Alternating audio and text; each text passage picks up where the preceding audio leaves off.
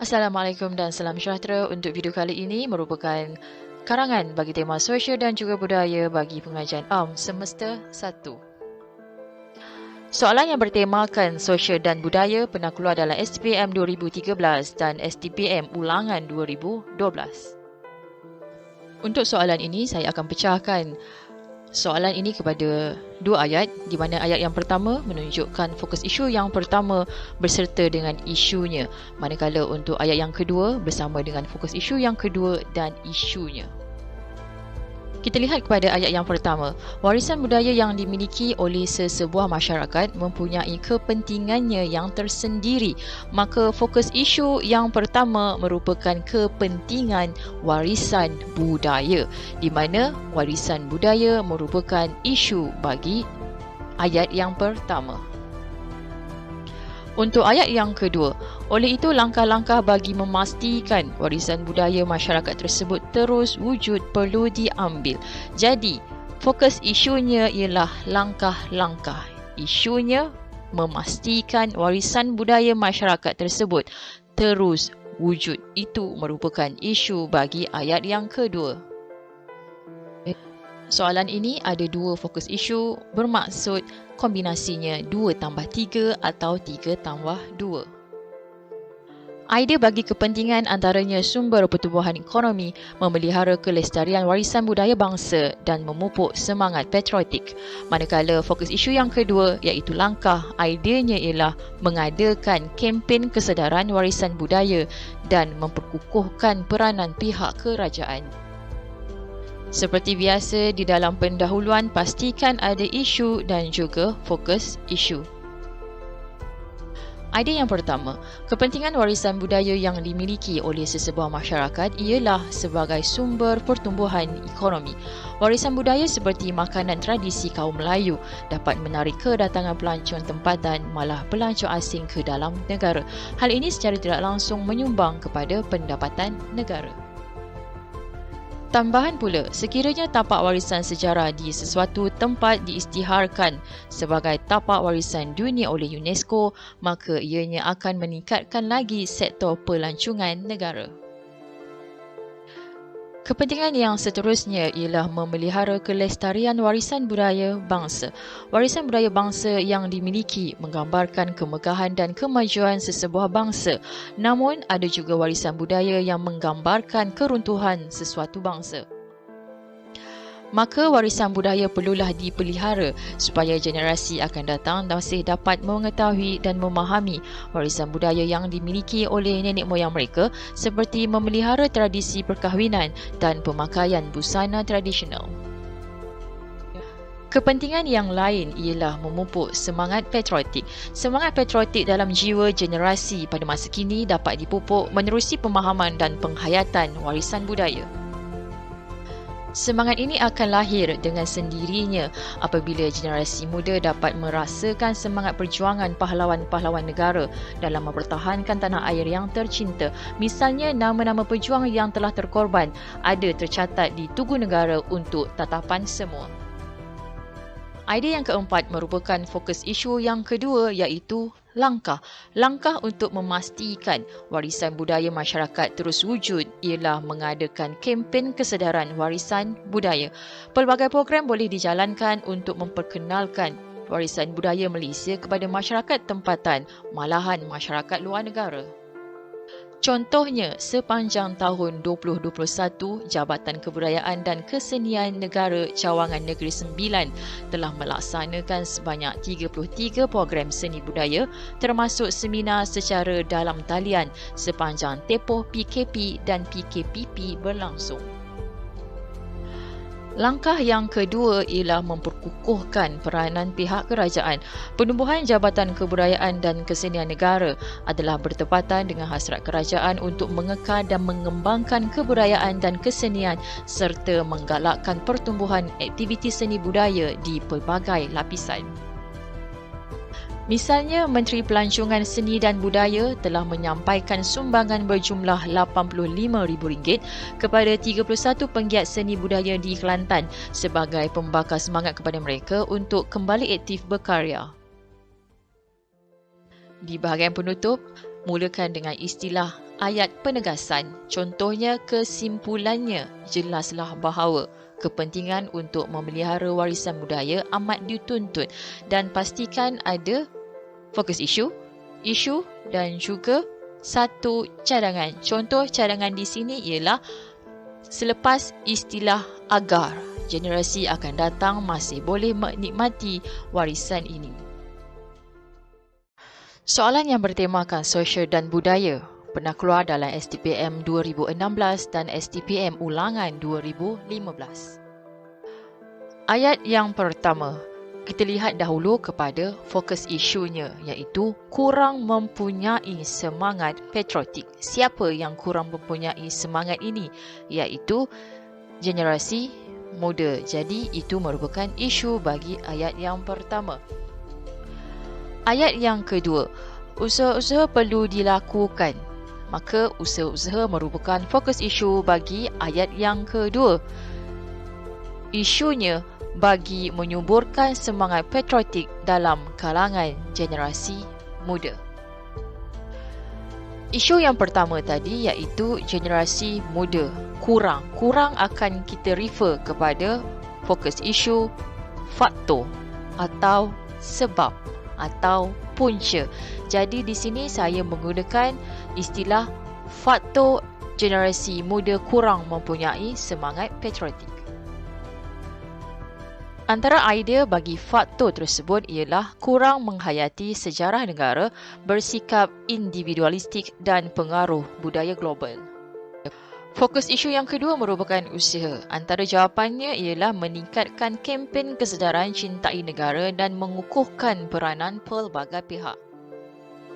Seperti biasa, untuk pendahuluan kita akan masukkan fokus isu dan juga isu bagi setiap soalan tadi. Idea yang pertama merupakan faktor. Faktor generasi muda kurang mempunyai semangat patriotik terhadap negara ialah kurang menghayati sejarah negara. Pengetahuan tentang proses negara mencapai kemerdekaan dan kegagalan menghayati perik jerih dari belenggu penjajahan menyebabkan generasi muda kurang menghayati sejarah negara. Pendedahan kepada tokoh-tokoh berjuang sangat terhad di mana ianya hanya dibincangkan secara formal di sekolah menerusi subjek sejarah sahaja.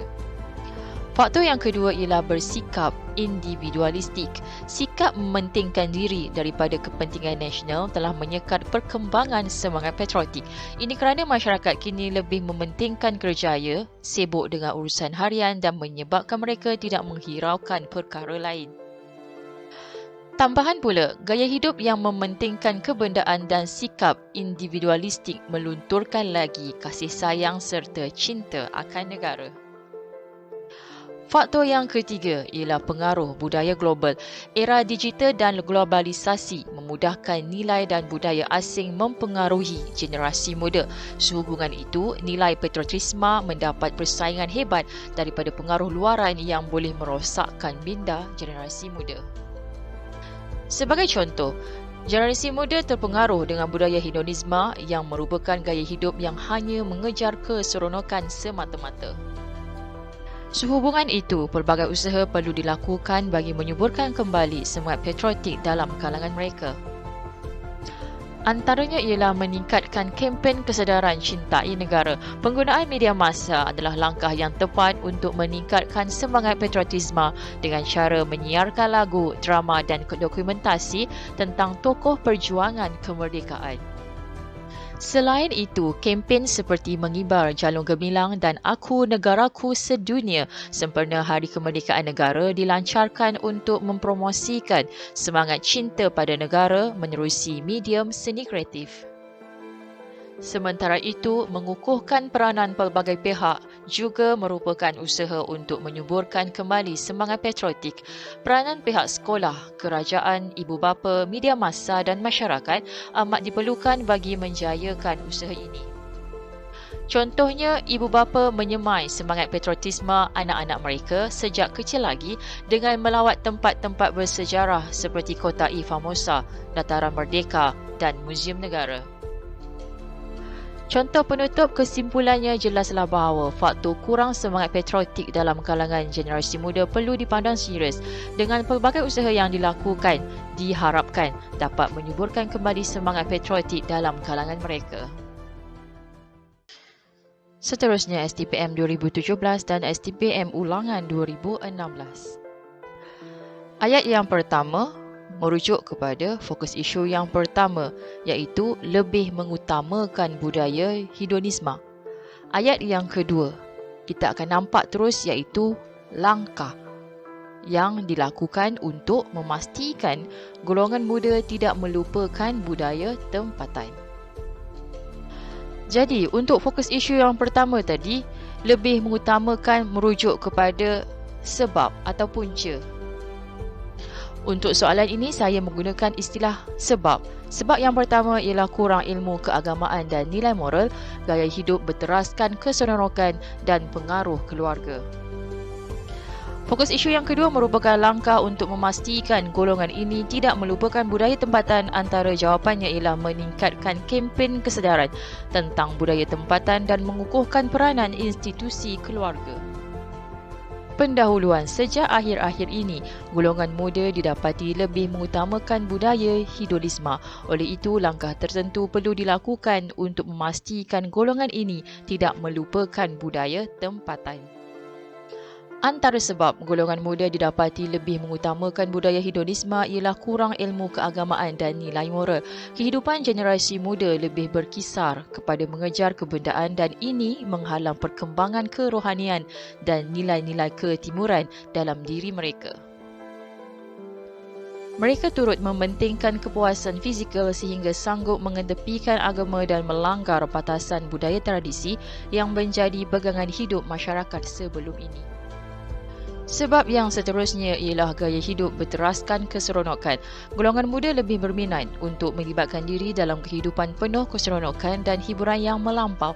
Ini kerana jiwa muda ini tidak dapat memahami keperluan antara nafsu dan akal fikiran. Sebagai contoh, gaya hidup yang berteraskan keseronokan antaranya ialah melayari internet, menonton rancangan hiburan, melepak, menghadiri parti liar, mengunjungi konsert dan pusat hiburan. Selain itu, pengaruh keluarga. Ibu bapa yang cenderung dengan gaya hidup hedonisme kurang menekankan didikan agama kerana dianggap menghalang kemajuan dan kebebasan mereka. Terdapat juga segelintir ibu bapa yang memberi kebebasan kepada anak-anak untuk menguruskan kehidupan mereka tanpa kawalan, malah menuruti apa-apa sahaja kehendak anak-anak atas alasan sibuk mencari rezeki. Idea yang keempat merupakan langkah, oleh itu langkah tertentu perlu dilakukan untuk memastikan golongan ini tidak melupakan budaya tempatan. Langkah pertama ialah meningkatkan kempen kesedaran tentang budaya tempatan.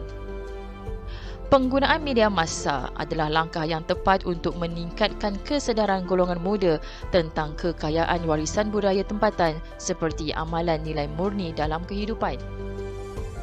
Misalnya, kempen berbudi bahasa dan nilai murni bertujuan mendidik masyarakat akan kepentingan berbudi bahasa dan menghayati budaya sihat, mengamalkan nilai murni dan etika hidup yang baik.